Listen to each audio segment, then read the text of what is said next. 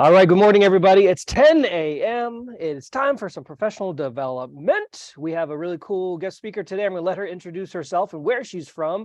But today's topics are about the abstract that you guys all have to write as part of this exciting, fabulous experience. An abstract is not a 20-page paper, and it's got a whole art form, right, Katie, that you're going to kind of walk them through. And then we're also going to talk a little bit about that poster session, the poster creation that you guys have to do. And Katie's got some cool steps there, but also there's a website, the brand new website for the OUR office that has some great resources that Kirsten's found for us. Thank you, Kirsten. And also some examples. And so I like pictures because it gives you a sense of like, this is kind of what it should look like towards the end. Both of those things are a part of this experience. And of course, when you're at the conference this semester, you're going to get to talk with people as dumb as me, and they got to be able to know and understand your research. All right, I am going to let you take it away, Katie. Thank you for being here.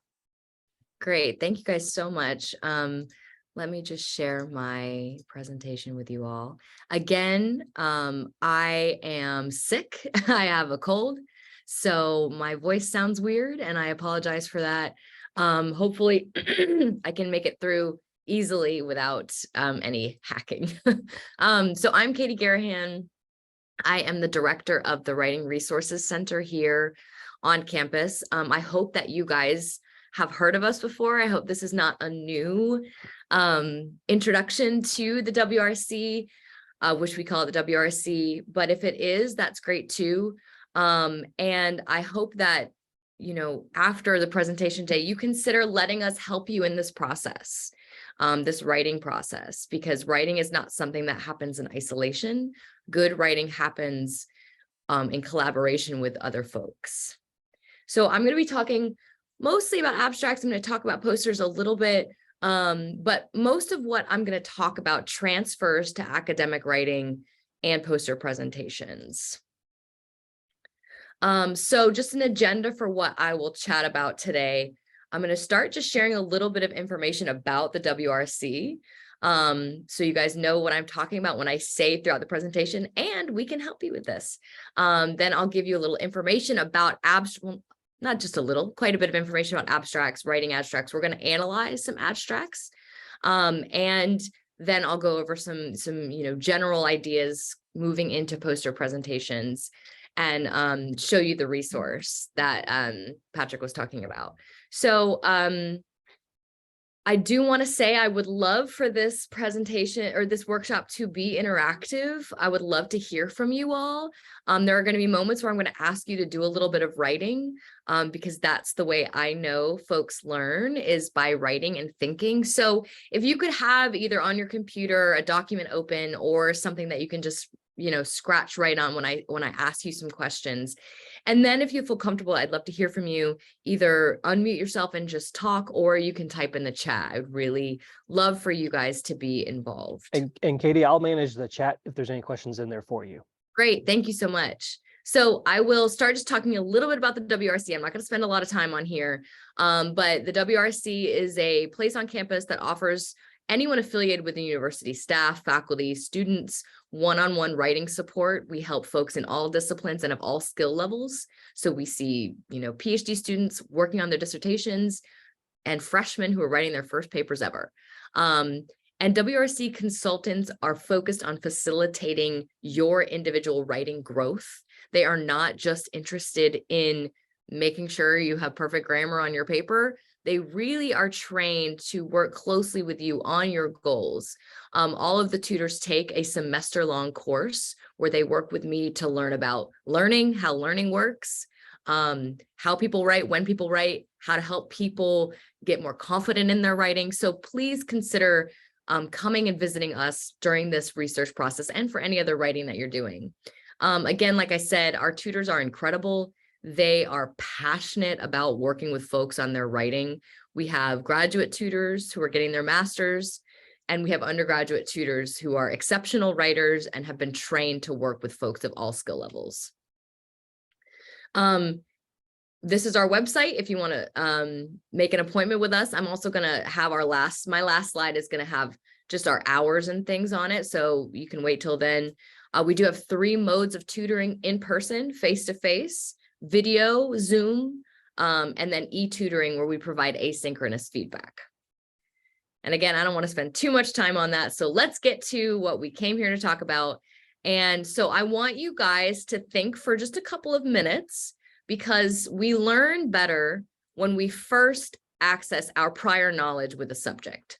So think through what you already know about abstracts. Do you know anything about abstracts? What do you know? Have you read any? Have you wrote one? So let's take 2 or 3 minutes and just jot down anything you already know.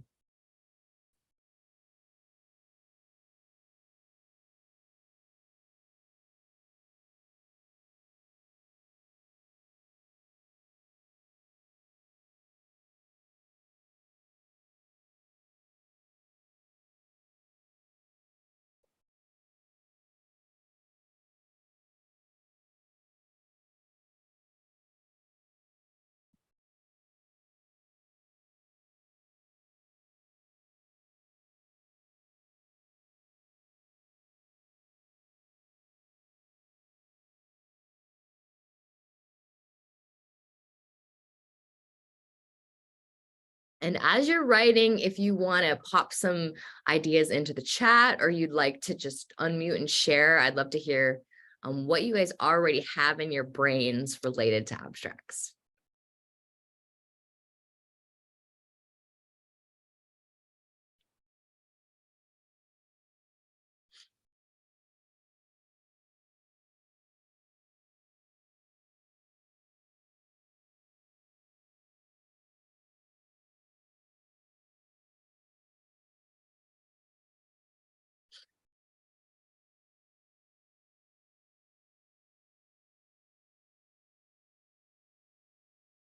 Okay, so someone says 1 to 2 sentence of subject background and context should be included. Excellent. Yep. It's the first thing we're going to talk about. Other ideas or things you already know. So Rachel says it's a general summary synopsis of what the paper you've written is about. Yep. Abstracts are basically beginning part of a writing content. This is from Josh. Where it's a summarization of what the reader is to expect in reading the content. Very good. Absolutely. And I'm going to talk a lot about the reader in this workshop. And I'm so glad you included the reader in your response, because the reader is so crucial when writing an abstract and when constructing a poster. So an abstract is a brief summary of a paper work that includes an overview of the topics discussed and gives a potential reader an idea of what to expect. Excellent. Yep.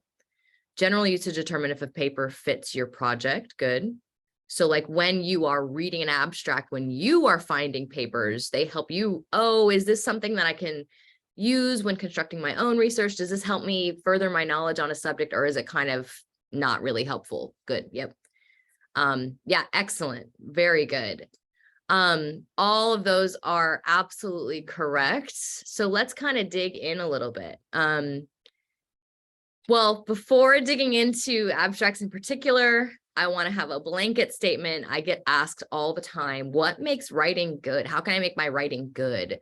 And there's lots of ways writing is, and I actually like the word effective better than good.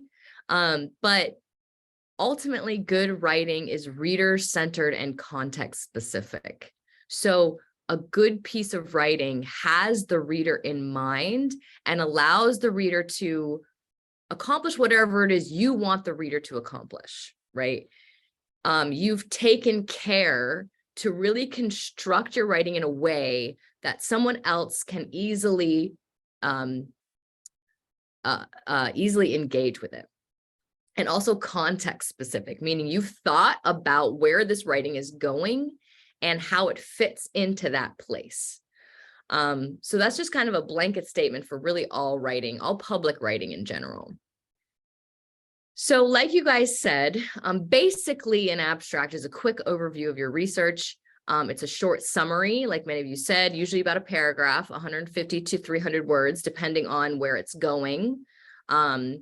And you find abstracts in proposals and academic articles and conference presentations and dissertations, theses, and books. So our abstracts exist all over. So yeah, excellent thoughts on abstracts so far from you guys. So what is the purpose of an abstract? And like I said, all good writing is reader-centered, obviously, but abstracts in particular are really, really reader-centered. And you might think, oh, I only have to write 150 to 300 words. I can do that easily. But taking your whole project and distilling it into that small paragraph where you have to get your point across and a reader has to basically grasp, get a general understanding of your research really quickly is actually really hard. It's tricky. So what you want your reader to get from your abstract is that you first want to pique a reader's interest. You want to give readers a general understanding of your research really quickly. You want to provide a sort of skeleton for your research. So it's not fully fleshed out yet, but a reader can kind of see what the shape is. And someone else said this in the chat. This was a really smart response. It prepares your reader for the argument. So they're set up from your abstract to be able to kind of follow where you're going to go with it. An abstract is not like a detective book where you want to keep your reader on the edge of their seat, not knowing what you're going to say in your book. You want them to know up front, like, okay, here's what I'm supposed to expect in this larger research when I dig in. Questions or thoughts so far? This is probably a lot of you probably know this already. Good. So I want us to look at an example. And then once we kind of dig into this example, we will think about the elements that we want to include in an abstract. So this I just pulled from a paper. I just found a paper and pulled the abstract. I did not search for a great abstract or anything. I just looked up a paper and pulled an abstract. So I don't think this is a perfect abstract. But I want you to read it. And I want you to think about what the writer does for you as a reader to understand, to facilitate your understanding of the research. So read through it, jot down ideas as you're reading. And again, you can pop those ideas in the chat, or if you want to unmute and just kind of share your thinking. So let's take a couple minutes and look over this one. And I'll read it out loud too. So if anybody, prefers that. And this is from the paper, You Don't Forget Your Roots, the Influence of CEOs' Social Class Background on Strategic Risk-Taking. Social class is increasingly recognized as a powerful force in people's lives. Yet despite the long and extensive stream of research on the upper echelons of organizations, we know little about how executives' formative childhood experiences with social class influence their strategic choices. In this study, we investigate the influence of chief executive officers, CEOs, perceived social class origins on firm risk-taking. We also explore the moderating influences of other important career experiences in the form of elite education and diverse functional backgrounds. Our theory and findings highlight that an executive's social class origins have a lasting and varying impact on his or her preferences, affecting his or her tendency to take risks. By examining this novel managerial characteristic, we offer important implications for theorizing about social class and upper echelons.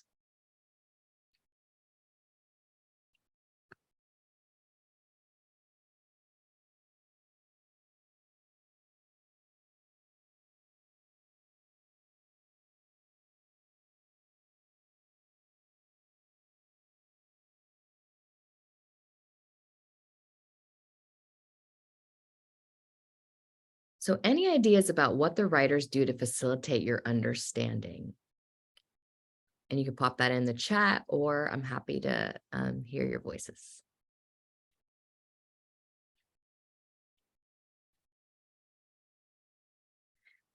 Since I have a slide deck, I can't see if anybody raises their hand or anything, so feel free to just unmute and talk if you want.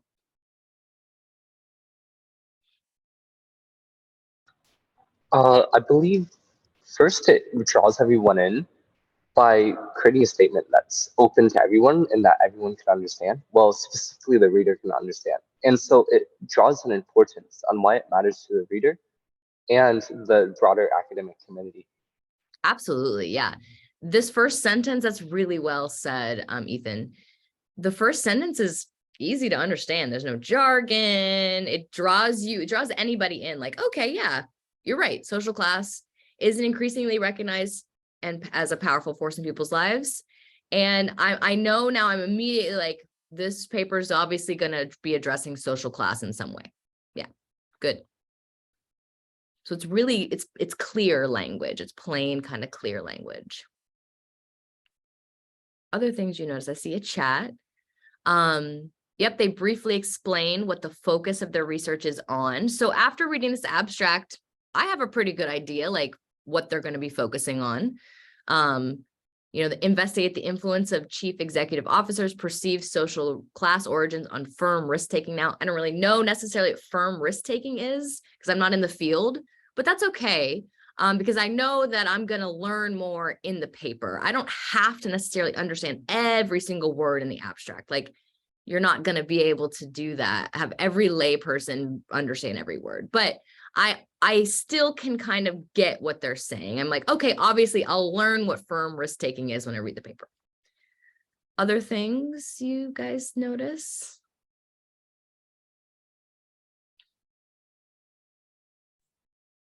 Well, after reading the first sentence about social class being a powerful force, it also goes off of like what their purpose of doing their research is on.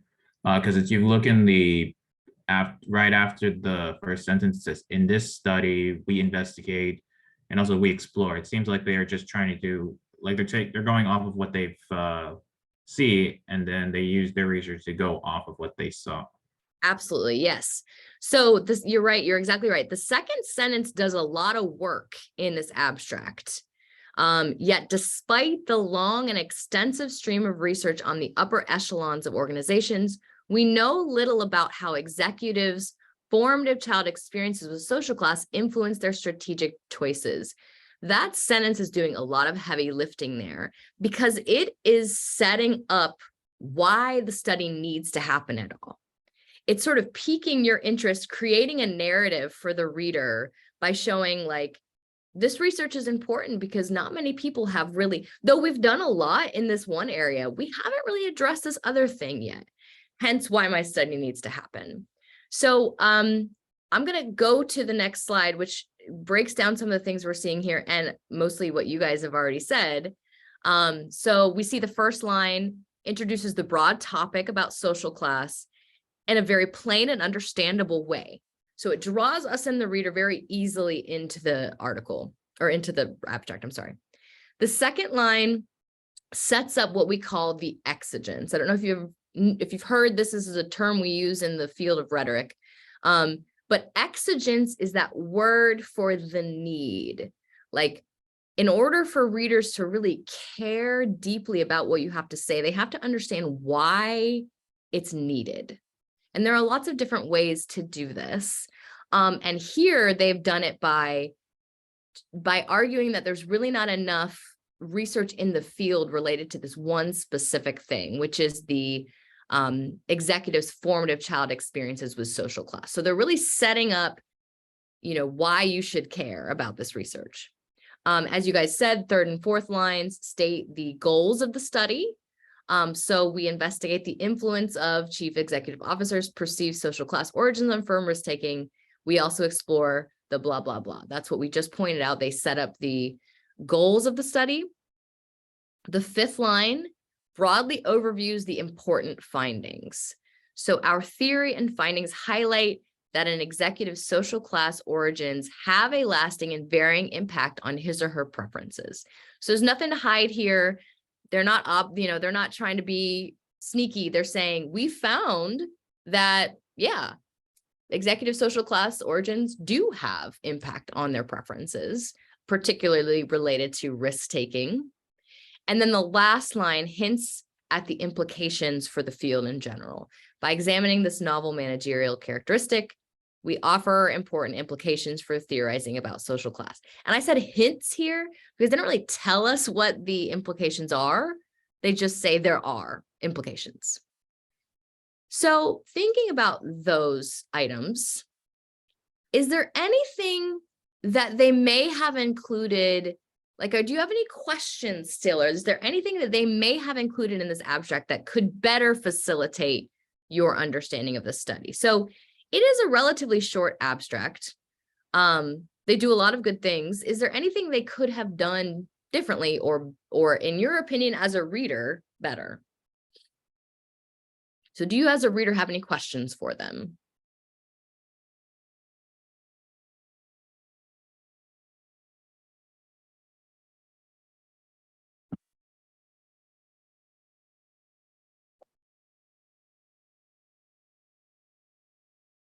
Okay, see, we have a chat here. I would have liked to see what the actual results were. Good. Yeah, I think that's a good point, Rachel. I think the last two sentences are pretty broad, and you are going to be broad in an abstract, obviously. Almost want more about why I should care. Yeah, that's a good question. It is, it's pretty general, that sentence. I think overall, this abstract is pretty general. I don't think it's, I mean, writing an abstract is hard, and this paper was published, so it's good enough. But yeah, I think it's really general. And you're going to have questions, of course. It's not the whole paper, but anything else that you would have liked to know? I think I personally would have liked a little information about the methods of how they studied this managerial characteristic. I would have liked to know maybe a little bit about the participants and the methods here. I think including a little bit of information about your methods in an abstract really helps a reader who might particularly be interested in the methods, if that makes sense. So now let's kind of take a step back, and we're going to look at another one in a minute. But these are the general contents that you want to think about including in your abstract. And I got this from University of Wisconsin-Madison's Writing Center website. They have a great page on abstracts. So good. I highly recommend, this QR code will take you there. I highly recommend writing this down, or going to this site. It's really, really well written. I actually used it the first time I ever wrote an abstract. First time I ever wrote an abstract for a publication was when I was a graduate student, and I was writing. I was a research assistant for an engineer, and she gave me a bunch of her papers and asked me to write abstracts for them.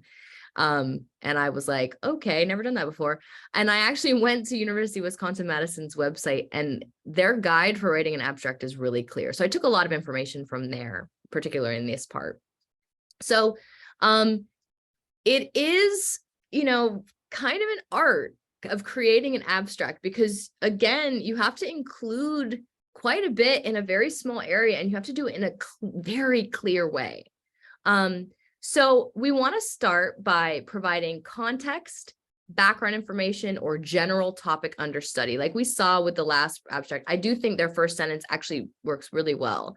They pull the reader in with a pretty general statement about the topic of study, social class. And then we want to bring in the exigence, the central questions, or the statement of problem. We want to get our readers invested right there at the beginning with why they should care. What is why is this research an important thing to consider? Then we want to bring in some information about our research and our analytical methods. I think that's something that was missing in the previous one that really would have been helpful. And then we want to give some insight into our findings, our results, or our argument, and end with the significant or implication of your findings for your field. And this is kind of, it is a skeleton of what your actual paper looks like. When writing a larger academic paper, you draw your reader in by introducing the background of the topic. You open up a space for your own research by showing why we need it. You provide information about your methods, you provide your results, and then you end by explaining the significance for your research. So it really is a skeleton of what your ultimate research looks like. So let's look at another example. And this one's a bit longer. And this is a psychology article. Again, I just found a random article, pulled the abstract.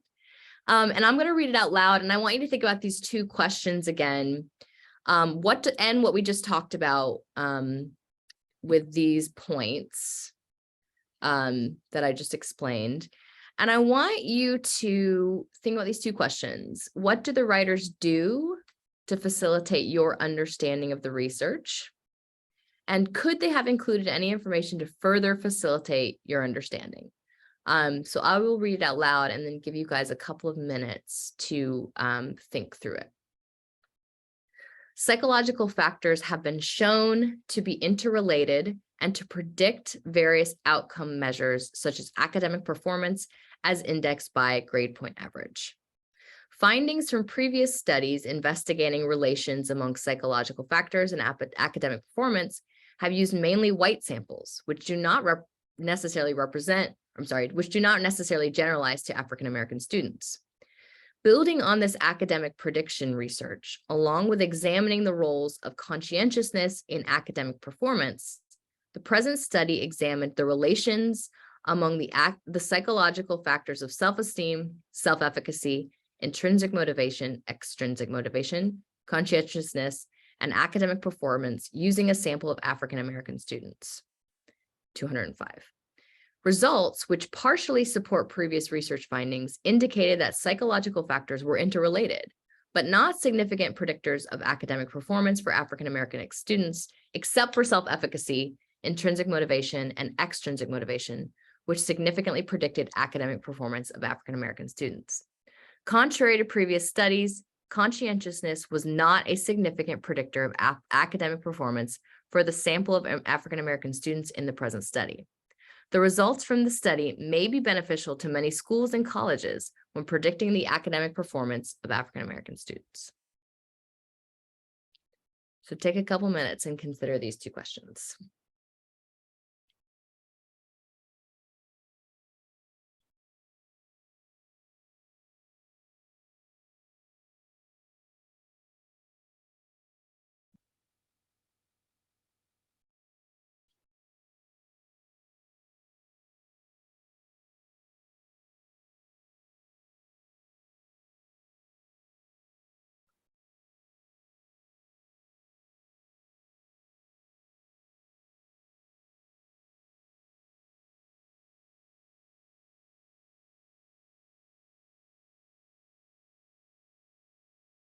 Okay, and when you're ready, if you would like to share out loud or in the chat, let's start with what do the writers do to facilitate your understanding of the research? So what have they done well for you as a reader?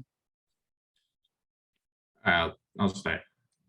It seems like the article mentions the word students and academic performance. So it seems like the either the audience is towards people passionate about research in education, higher level education, and the student itself. So it seems like they use terms like academic performance, grade point average, and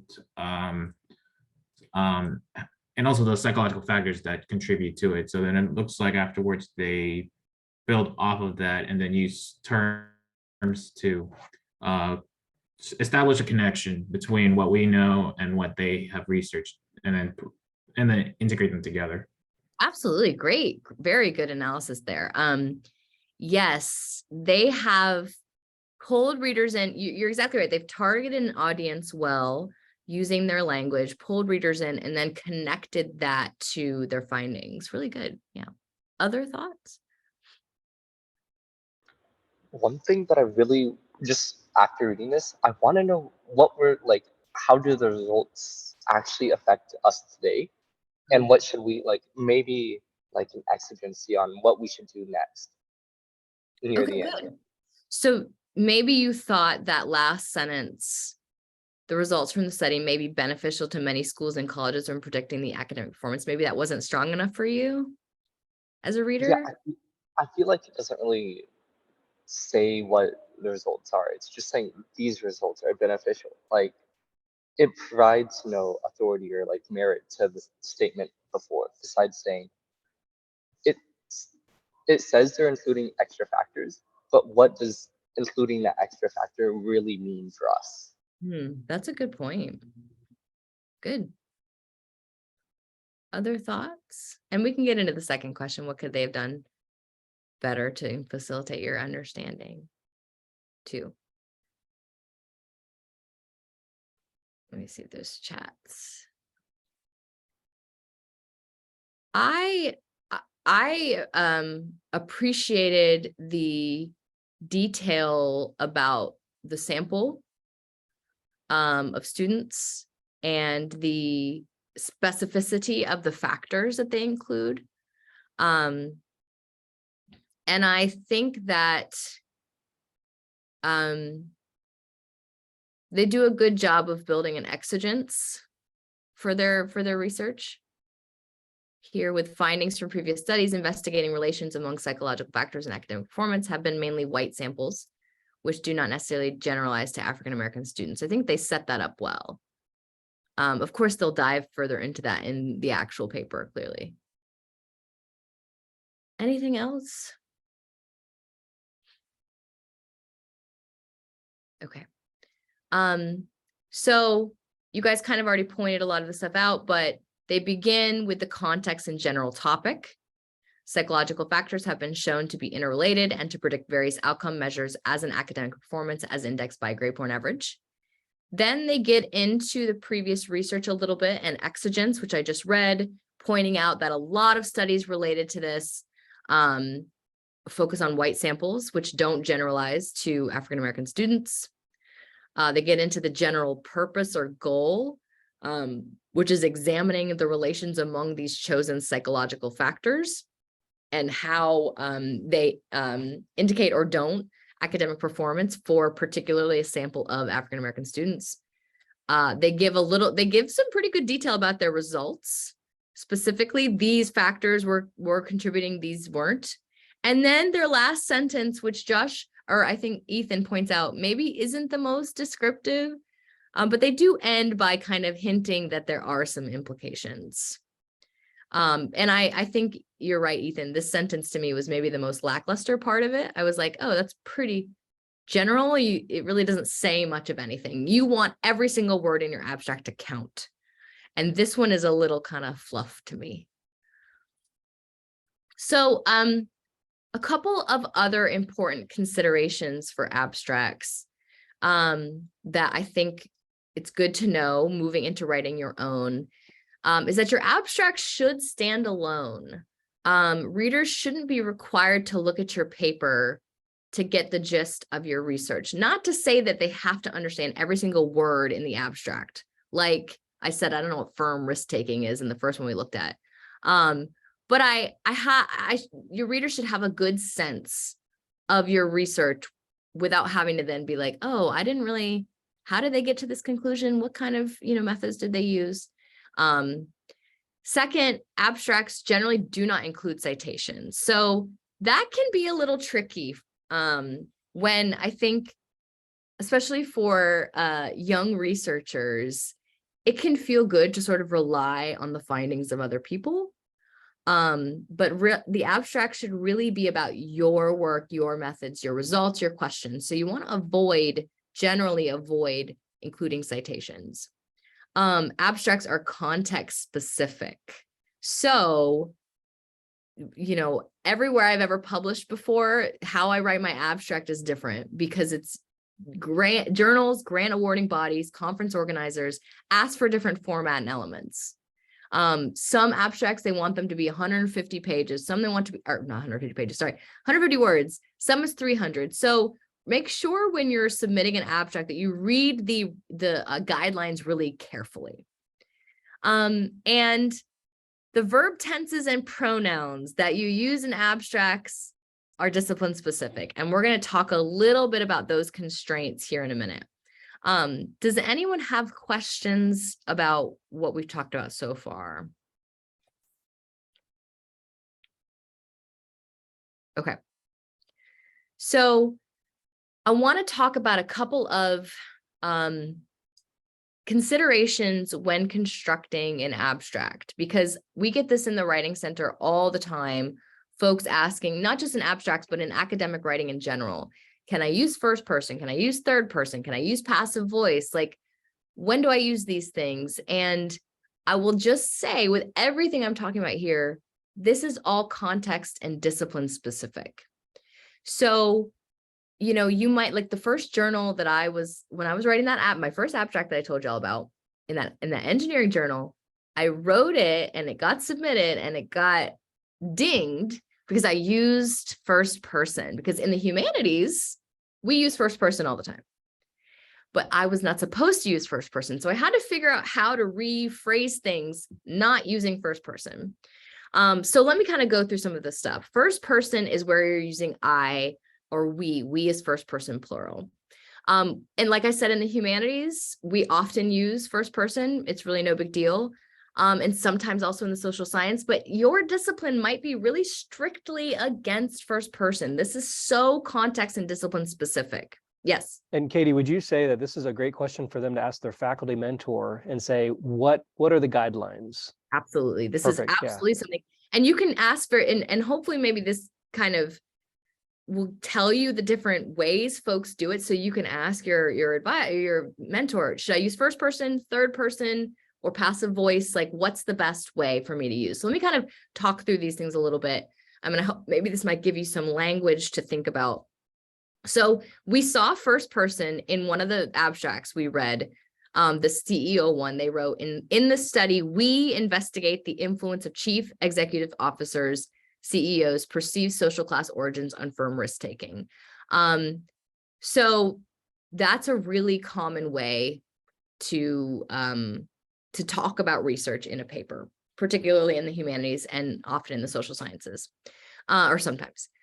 Another way, if first person is not okay, which is in many, many disciplines, first person is not okay, you can use third person or refer to the study itself. So this is a good way to avoid first person if you're not supposed to use it. So for example, the authors investigate the influence of parents and social acceptance. So often the authors is used to sort of distance the researcher from the project, but still use active voice. So these first person and third person are active voice, meaning that there is an actor doing an action. So I went to the store. I is the actor doing the action. Another example is the present study examine the relations among the psychological factors. So the phrase the present study is also used when first person is not appropriate. Another way is to use passive voice. So passive voice is the opposite of active voice, where you don't have an actor doing an action. Instead, you have something being done to the object. So I know I'm getting into some like grammatical stuff and your eyes might be glazing over. We can help you with this in the writing center if you need it. So when I said I went to the store, that's passive voice. That's active voice. Passive voice would be the store was gone to by me. That's not a great example. I threw the ball, active voice. The ball was thrown by me. That's passive voice. This is often avoided in the humanities because it is wordier. But it's used in the sciences sometimes to avoid first or third person. So for example, data were collected from undergraduate students using the survey. So there's really no subject in this sentence necessarily. And you'll see like there's no I or we, like obviously we collected the data, but instead of saying the we, it's using the data first. So data were collected. Again, if your eyes are glazing over and you're like, this is too much for me, I totally get it. I'm happy if you want to come to my office and parse the fine details of grammatical structures of sentences. That's not for everybody. But you know, this is something to talk to your mentor about. Ask them, do we use first person? Do we use third person? Do we use passive voice? What do I do? And then I also wanted to just mention verb tense. And this is also context and discipline specific. We get questions all the time when writing abstracts or really any, and this is true for all academic writing. Do I use past or present tense? In the humanities, we always use present tense. So we would, if we talk about a text or a book, we say, in this book, the writer uses metaphors. We always do that. Other disciplines use past tense when talking about research that's already been done. Again, I put a link to the Madison, Wisconsin Writing Center site here because they do a really nice breakdown of, verb tense in abstracts particularly. I recommend looking at that. But again, this is something to talk with your advisors or mentors about, because there unfortunately are no blanket rules, which is just true of writing in general. There are no really blanket rules. It's all context and audience specific. Questions about that?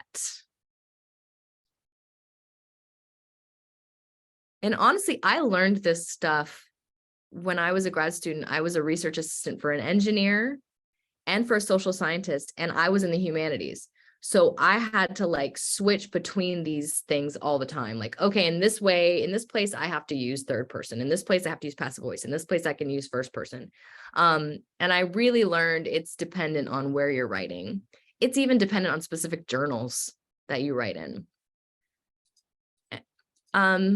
Questions? Okay. So I want to talk a little bit. I know we're not, we don't have a whole lot of time left. But I do want to talk a little bit about poster presentations. This is a link to the resources provided by the Office of Undergraduate Research. So I don't know if you, Dr. Madsen, if you wanted to talk about them at all, or yeah, let me just do it like a quick 5-minute, and then we'll allow Sure. time for questions. So that website, and I'm going to share my screen. I'm going to take it over from you, Katie, as soon as I find my screen. Hold on. Just everybody keep staring at me for 1 second. Zoom, the awkwardness of Zoom will never end. Just stare at me. There we go. Everybody, thumbs up. You can see it. Oh, there, you see it now? Good. So on the OUR website, which has been brand new this past couple months, so look through it. I encourage you guys, if you go to Get Presenting, you'll see a button here for resources to present. There's going to be a new button. Thank you, Katie, for those resources for abstract stuff. So a lot of the stuff you heard today and others that might be out there that Katie might send me emails with other things, I'll put that in there. And also there'll be a link to the Writing Center so you can get that specific help. In the creating a poster, there's 4 links here that we recommend you read through. A couple of them are actually YouTube videos, and I like watching it a little bit. And so Kirsten collected those for us, and she vetted them. So I recommend looking at that.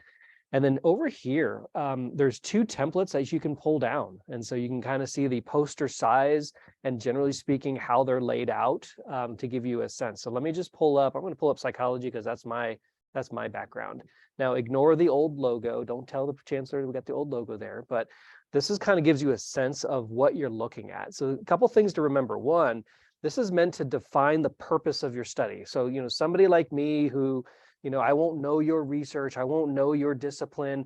If I'm walking past your poster, it should catch my attention and I should be able to quickly see, generally speaking, what did you do, which will attract me to come talk to you. And so that's that art form of designing your poster. In other words, you want to sell it within 10 seconds. I should be able to, within 10 seconds, make a determination. Do I want to come talk to Ethan or not? I see you, buddy. Title is important. So you see how large it is so they can catch the eye. Grammar, like Katie was talking about, grammar and spelling. I mean, obviously you're doing that in your journal, your abstract here as well. The very small things really are very important. Look for a logical flow to your information. So obviously you're going to start over in this left-hand corner like the eye does, and it should kind of draw through like a nice process of, you're starting all the way through some of the results that you have found. And then the last 2 things I want to point out here is make sure that the the content is concise. So I shouldn't have to read your entire 20-page paper in here. It should be enough print where it gives me something to read, but not too much where it overwhelms me. And then also, this is a great opportunity for you to add a little bit of your personality in there. It doesn't have to be boring. It can be a part of you. And so those diagrams and sometimes the pictures are going to be helpful to the reader, to somebody like me who's going to be walking around. So I encourage you guys, look through the poster stuff that we have there. As you're out there and you see other resources you want us to add in there, please let me know. We're going to keep expanding this whole thing. Somebody like me, somebody like Katie, and of course your faculty mentors, we're here as you develop that first abstract draft and that first poster draft. Send it to me. I mean, I'm your perfect candidate because like I have no clue what you're researching, which means I'm that there's a lay person and then there's Patrick, right? So I'm right here, which means I can give you my feedback on what I'm seeing, what I'm experiencing from your poster. Okay, so that's kind of what we have. Let me stop there and see if you guys have questions definitely for Katie or myself on the poster stuff. And I also did have one more thing really quickly, if that's okay. Please. Well, I did have just a couple of other things about posters to add on, really the exact same things you've already just said. Audience, audience, audience. You're so close to your research that sometimes it's really hard to determine what to include and what not to include. Ask people. Come to the writing center. We are lay people too, and we can say, I don't understand that. That's how you get your writing good, is you ask people, hey, can you understand this? Does it excite you? Conciseness, yes. Consider all the things we talked about with verb tense. Think about charts and graphs instead of large chunks of texts. And again, an outside reader can help. White space, yeah, you want it to be, these are exactly what you just said. White space, you want it to be attractive. And again, ask your mentor to help you with the disciplinary conventions, because posters are pretty discipline specific. And then the last thing I wanted to do really quickly, and then I'm happy to answer any questions you have, is for you to just jot down some things that you learned today and some things that you can take with you when doing your research, because we remember better when we immediately recall information. If we don't recall it right then it leaves our heads. So take a couple minutes and write down things you learn, things you want to remember when you sit down to write your abstract or work on your poster, and then we'll do questions.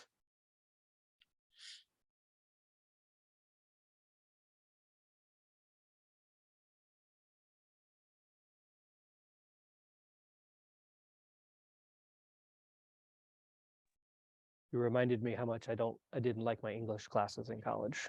I understand. Lots of writing. I will say though, to your point, like practice makes perfect. Like I would be in those classes when I was a college student. I could understand what the professor was saying, but until I wrote and started off getting C's to A's, that's where, really got it. Yep. Yeah. When I'm making my students write a lot, I often say, like, I make you reflect and write on things because I learned I don't remember things unless I write them down right after. And I mean, also psychologically, research in educational psychology also. But I always give the example that one time I listened to this long podcast on the Electoral College so I could learn all the ins and outs of the Electoral College, and then just went about my life. And then my dad wanted to talk to me about the Electoral College. I was like, I know so much about the Electoral College. And then I was like, oh no, I forgot it all. I should have sat down and wrote down everything I had learned about the Electoral College so I could remember it. Yeah, I think the research shows that like you read it, but then you say it or you write it, and then the advanced level is you teach it, and then you've captured it. Right. That's why we do the poster sessions, everybody, because like you're going to be verbalizing this stuff, and that makes you the expert because it just cycles in your mind into different areas of your brain. Yeah. Cool. So questions? Anybody have questions or comments? We got about 7 minutes all if you have questions. And as you're thinking of them or typing them again, the abstract is going to be one of the requirements of our research scholars and also the poster session. So there's a great opportunity, and the Writing Center is there. And I thank you for that thing. Take a picture of that right there. You can find them. Yes. So we have a lot of different hours in different locations, and it's always confusing to explain, but I think it's helpful for students to know that, we can see you in lots of different ways. So We have our normal Cameron site. That's our main writing center site. That's Cameron 125. We have in-person appointments Monday through Thursday from 9 a.m. to 5 p.m. and Fridays from 9 a.m. to 12 p.m. We also have hours in the library, 4 p.m. to 7 p.m. Mondays through Thursdays. So those are kind of a bit later if you like late stuff, or maybe you have a job and you can't get there earlier. And then we have online hours only from 5 p.m. to 9 p.m. So if you prefer night stuff, we have hours then. But we do, all the times we're open, we have online appointments. So you can always get an online appointment anytime we're open. But we have online only in the evenings. That is cool. I see a question here. Is there somewhere where you can print your posters on campus? That is a good question. And I'm going to find out that answer because I think there is. I just want to make sure to give you guys the right information on that. So I will get back to you guys on that, or Kirsten will when she sends an email out. Very good question. Yeah, I don't know. I think there's the printing, and then also finding that like whiteboard that you would kind of stick it on is the other thing that you'll have to look for, but we'll get you that information. I see the library is fairly affordable for poster printing. Christopher, thank you for adding that. So in the library, there's something, and again, we'll find the link, or Christopher, if you have it, just throw it in the chat, and we'll put it on our new website for you guys. That way, it's always there. Very cool. We got maybe 1 or 2 more minutes, just in case anybody has a question. I see one. Do you know how far ahead of time you need to send your poster for printing? I'm going to get you all that information. I earlier is always better with things like that, just in case, because you print it off and then you look at it for a day and you're like, ah, crap, I've spelled something wrong, and you want to go back and print it again. Great questions. Ooh, thank you, Ethan. There's some links, everybody. Copy those links. I just got something printed from Repros for the WRC, and it took like 6 hours. It was crazy. But again, 6 hours to get it printed, or because you had to stand in line? No, I took no time. Like I was like, hey, can I get this printed? And they were like, hey, it's ready. I was like, what? So it was crazy fast, but then again, it might be different at different times of the semester, I'm sure. Yeah. Cool. I had a question about the WRC, actually. Yes. So how many appointments are you allowed to schedule in a week? Because I've seen different things. It says you can't schedule more than 2 appointments with Chris, but then it also says you can't schedule more than 2 appointments in general. Okay, that's but great. Then I'm like, why would they put for just Chris by themselves? Are you on the website? I might need to fix that. I'm going to look at our website today and make sure it's right, but you can only schedule 3 appointments per week. We only allow 2 appointments with Chris. She's our senior tutor, and she's very popular. And so we try to keep her open for folks. So 3 scheduled appointments. And then on top of that, you're allowed 1 walk-in. So if you see an appointment's open, you can come walk in. And the reason why we limit it, so 1 appointment per day, 3 per week, and we limit it because we're very busy, especially like in midterm finals times. We did hire more people this year, so we should have more times available, but finals and midterms last year, we were booked like at least a week in advance. So we try to keep it, we want to make sure everybody has that opportunity to come. And it's also important outside of your work with tutors to, do your own revisions and things. So yes, 3 per week, 2 with Chris. Does that help? Yes, it does. Thank you. And I'm going to fix the website. I got to look at it today. So my work is very like math and theoretical heavy. So there's not really much graphics like associated with it besides graphs. So what would be a great way of just like starting to think about how I can go about this process? You mean on your poster? On my poster, yeah. So I think that's a great question. So you're saying you would have a hard time representing information in graphs and charts on your poster? Yep, because it's very like mathy, theoretical, like that kind of level. That's a great question. I think that might be one for your mentor. And if you can, if there are some examples of posters in your field, so you can see how others have done it, I bet your mentor would probably have information on that. They would be. And Google is your best friend. I always like to Google like psychology poster presentation example, and then you start to see stuff. So yeah, play around with Google. But I like, Katie, I like what you said. The faculty mentor, been there, done that. So hopefully they have something for you. Yeah, I'm sure. That's the thing about posters that's tricky. There really are discipline specific, because like in the humanities, we don't always have like methods. I mean, I read this book and then I analyzed it, so our posters are going to look really different. You right? Because we're not going to have like, well, I'm in rhetoric and writing, but in like literature, for instance, there might not be like a very big focus on the methods, because close reading is often the method. So there might be more focus on the theoretical framework, like what theoretical text did I use? So it really is going to be super important for you guys to check in with the person guiding you, because they're going to know, those conventions in your field.